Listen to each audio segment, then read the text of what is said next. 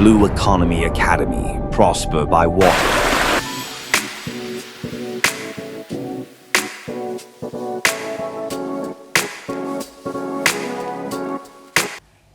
Chairman of the occasion, distinguished members of the press, my respected correspondents, comrades in this noble profession of public service, ladies and gentlemen. Let me start by sending you very warm greetings from Lagos and to also express my sincere regret for not being able to physically attend this important event. Honestly, I'd looked forward to it with heartfelt excitement, to being with you there in person, because it would have been a reunion of friends and colleagues with whom I shared many purposeful moments, especially during my time in public service.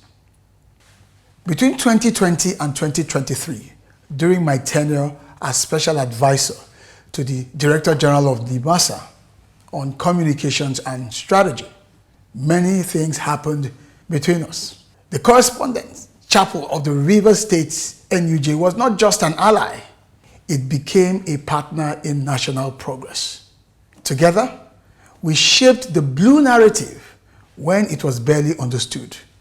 And so I want to thank you all for the critical role that you played during that moment in my life and career. Today, I stand before you not just as the Dean of the School of Eloquence, but as the founder of the Blue Economy Academy, a mission-driven platform designed to awaken, educate, and engage Nigeria in the untapped promise of our aquatic assets. This, of course, is a new venture for me, and I'm looking forward to it with great excitement. So I want to point out our major challenge, which is sea-blindness, Nigeria's amnesia. And must call it what it is, that Nigeria is sea-blind. Think about it, we have over 853 kilometers of coastline, vast inland waterways, rich biodiversity, bustling port cities, and a geostrategic maritime location in West Africa. Yet, we behave like we are a landlocked country. Nigeria has the most strategic location as far as the entire Gulf of Guinea is concerned. Yet, we behave like a landlocked country. Despite facing multiple economic shocks, crashing oil prices, declining US crude imports, and rising youth unemployment, we continue to overlook our oceans. The data is damning. By 2020, the US crude oil imports from Nigeria dropped to just 5,000 barrels per day and down from nearly 1 million barrels per day a decade earlier. That should have been our wake-up call to diversify our economy. But we hit the snooze button, Dutch disease. The truth is, Nigeria's obsession with oil has blinded us to an even greater wealth, the blue economy. So I want to ask my friends from Rivers State, are you coastal but clueless? Think about it. Is Rivers coastal but clueless? So I'm asking this question directly to all of you in this room at this very moment. Because if you live on the shoreline is your story, especially as journalists. This state of Rivers is not just coincidentally called Rivers. Your geography has given you a gift and a mandate. But what are you doing with it? In fact, you can't just live next to the Atlantic and remain indifferent to it because there are many ramifications. You can't report from Port Harcourt and act like you are inland. You can't be coastal and clueless. That's precisely my point to you. And so River State should be Nigeria's blue economy headquarters. We're home to the ports, to the pipelines, to the mangroves, to the marine tech, and there are a ton of floating opportunities for us in River State. But without the media playing its part, this opportunity will simply float away. And that is where we come in as journalists, as media professionals. As journalists, we must move from becoming reporters merely to becoming rescuers of this situation of ignorance. And that is why I'm speaking to you today. That not just as a journalist, but as rescuers of our national awareness. And Rivers can lead this charge. In today's world, ocean journalism is not just a niche, it is a necessity. And I make this bold declaration today. Every journalist in Rivers State, worth his or her salt, and no ocean pun intended here, must carry two beats, and one of them must be the ocean. You might ask, why? Well, let me tell you. It's because pollution is a health story.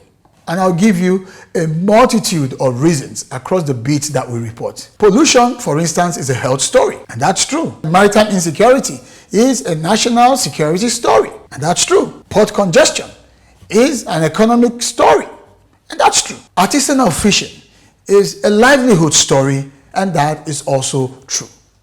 Coastal erosion is a climate story.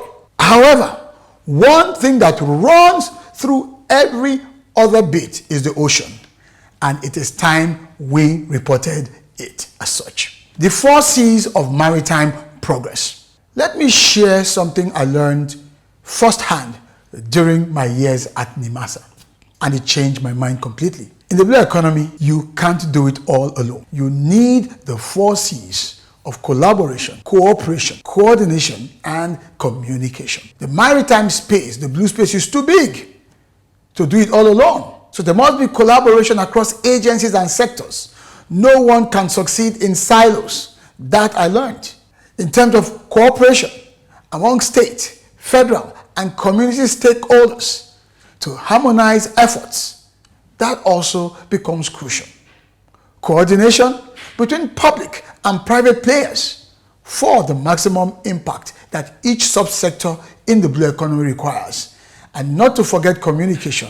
That's where you, as journalists and media practitioners, come in. The journalist is not just a bystander. You are the bridge between strategy and society. You shape the public will. You raise awareness. You inspire policy. And that's part of the responsibility that you bear. And you are the 4th C because of the agenda-setting role that the media plays. And so what are these 13 steps for Rivers State? So what can Rivers State do to start this journey into the blue economy? Here are a 5-point blueprint that Rivers State can begin to execute. Number 1 is statewide ocean literacy and blue economy policy. Rivers must set a clear state-level roadmap with institutional frameworks, including ocean literacy, education, from basic schools right up to community levels, so that there is significant ocean awareness through campaigns about our waters. Secondly, rivers must facilitate blue-friendly infrastructure. Yes, the federal government owns the ports, but we can advocate that reforms take place so that there are upgrades of waterfront facilities and various related infrastructure, including support for fishing and a host of other marine-related infrastructure. Coastal communities have a role to play in terms of being empowered.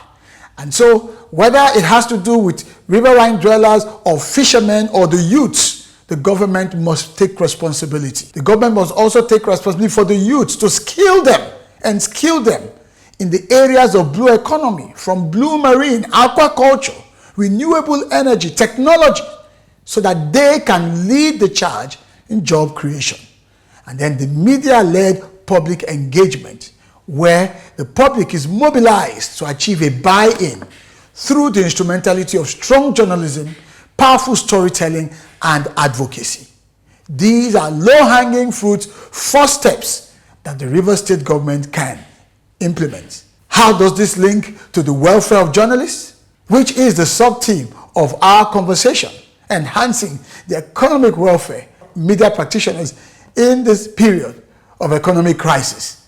Well, the blue economy can be a rescue to you all. Journalists, if I have to be honest, are truly the builders of our nations, but they are often undervalued and underpaid and overworked. That's true. But we can make the blue economy exciting by telling the stories of the opportunities associated with the blue economy, by partnering more and more to share knowledge and bring to the awareness of Nigerians what the blue economy is about. This is not just a role for maritime journalists or port correspondents. The blue economy writers or ocean climate reporters are not the only ones, or the sustainability media professionals. In fact, we can all create a new breed of blue economy correspondents who will not only inform but also influence policy and attract investments. So my appeal to you, don't just cover the news. Create blue narratives that matter. Drive the waves as far as the blue economy is concerned. Through such professional repositioning, journalists can monetize their expertise, provide consultancy, build niche brands, and diversify income in ways aligned with their core competencies. And you have that capabilities. You just need to establish the convergences with our oceans. Ocean blindness is our real enemy in all of this, whether we like it or not. And I want to be clear with you again, and I want to emphasize this even further. The single most important thing Rivers State can do as a subnational actor in the blue economy, since it does not control the massive port infrastructure within its borders, is simply this. It is to launch an all-out war against the greatest internal enemy, ocean blindness. And I'm not speaking of some physical blindness. Rivers people know there is water in their backyard. They know. They know the ocean exists. They see the coastline. They experience its effects. But ocean blindness reimagined through the lens of the blue economy is something far deeper and much more dangerous. It is a blindness of value, a blindness of vision, a blindness of strategy. What do we do with these waters? It is the inability to see the economic potential, the environment leverage, the innovation frontier, and the human capital opportunities that the ocean represents and equally avails us all. That is what ocean blindness is truly about. And so rethinking our riverine status must be a good way to engage with this, because we often refer or imagine riverine areas as part of the country that we deal with dismally, as if those are the hard-to-reach, low-priority places. Oh, it's a riverine community, we say, as if it's a no place to go to. But do you realize how deeply ocean blind that mindset is? Think about it in all of our reports on television, in print. The very phrase that should mean zones of opportunity, wealth, and water-based advantage, sadly, is used instead as a synonym for underdevelopment, for poverty, and for inaccessibility. How can that be? How can that be? How can the geographies closest to the ocean, with the direct access to marine resources, biodiversity, port corridors, and aquatic life, be the poorest and the most neglected? How can it? We politicize these things. We should not just rethink our ocean policies. We must reprogram our perception. It's in our mind, because riverine should not be a disadvantage. It should be a strategic designation, a signal to invest, to empower, to develop, and most importantly, to prioritize. Until we change the way we speak about and see these communities, we will never build a true blue economy, because it starts within our waters and adjacent to our waters. At this point, I'd like to suggest a new partnership proposal as we move this quest forward. I want to extend my hand across time and distance to say to you, my friends, that I am proposing a Blue Economy Media Forum in collaboration with the Correspondents Chapel of the NUJ in Rivers State, to be held before the end of 2025 by God's grace.